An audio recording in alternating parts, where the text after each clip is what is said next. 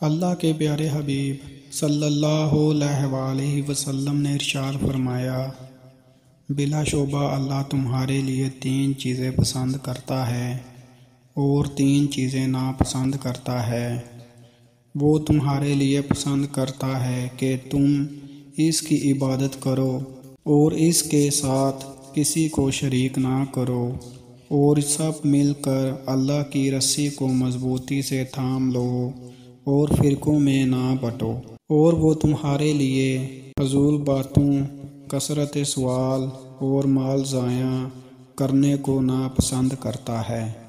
ابو سعید خدری رضی اللہ عنہ کہتے ہیں کہ انہوں نے رسول اللہ صلی اللہ علیہ وآلہ وسلم کو ارشاد فرماتے ہوئے سنا، مومن کے سوا کسی کی صحبت اختیار نہ کرو اور تمہارا کھانا صرف متقی ہی کھائیں۔